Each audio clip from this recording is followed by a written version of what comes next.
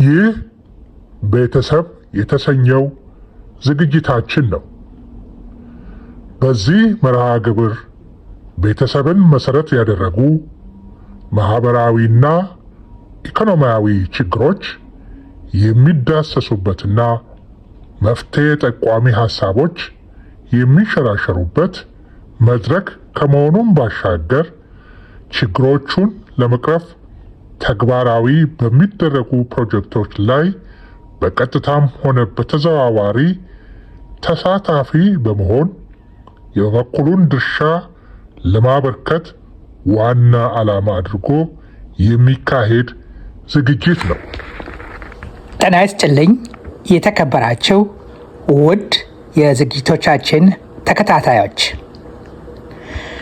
ቤተሰብ የሚለው ዝግጅት የሚጀምረው ቤተሰብ ማለት ምን ማለት ነው ከሚለው ይሆናል። ቤተሰብ እንደ ተቋም እንዴት ነው የሚተረጎመው? ማንን ያካትታል? የሚለውን መነሻ አድርገን ከዛም ተከታታይ ዝግጅቶችን ይዘን እንቀርባለን። ከዛ በፊት ግን መጪው አዲስ ዓመት 2019 እየተቃረበ ስለሆነ ዘወትር የአዲስ ዓመት ዋዜማ የምንቀበልበት የተለያዩ የኢትዮጵያ ዜማዎች አሉ። የአዲስ ዓመት ዜማዎች። ከዛ ውስጥ አንዱን እንደ መግቢያ እንጋብዛችሁና ወደ ዝርዝር ጉዳዮች የምንገባ ይሆናል። ቆይታችሁ ከኛ ጋር ይሁን።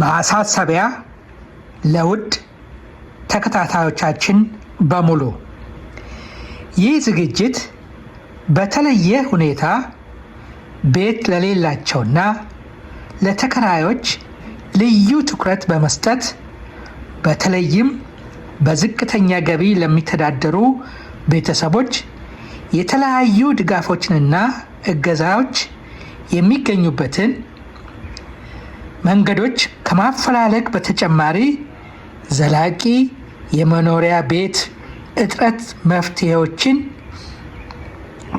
በማፈላለግ መንግስትን ጨምሮ ለተለያዩ ተቋማት ጥያቄዎችን በማቅረብ ግፊት ማድረጉን ይቀጥላል።